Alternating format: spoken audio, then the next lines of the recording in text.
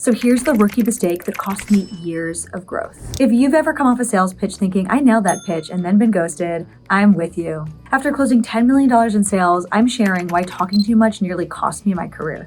So in this video, I'm going to show you how to fix the rookie mistake that keeps most sellers stuck and talk about what to do instead. You're going to walk away by knowing how to close more deals just by saying less. So early on, I believe that confidence came from talking. I filled every silence thinking it showed control. But truthfully, the best closers speak less than 40% of a call. And that's because the more you talk, the less they trust. Buyers buy when they truly feel heard, not when they feel pitched to. So if you want to practice real discovery questions, join the Closer Factory. We run role plays that train this skill weekly. Just click the link below.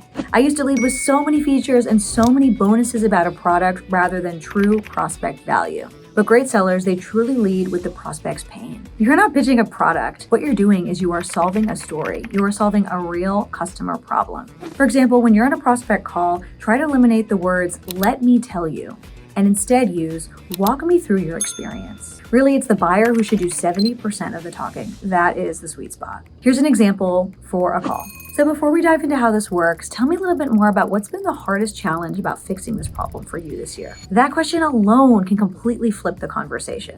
So here's how I overcame this. I truly stopped memorizing scripts and I opted for mastering silence instead. I trained myself to pause and to process after every answer. Sometimes it can feel kind of awkward, but the truth truly comes out in the silence. Once I mastered silence, my close rate doubled because I stopped trying to sound so smart and I just simply listened and responded organically. This is because our prospects buy when they feel truly understood. You don't earn trust by talking perfectly.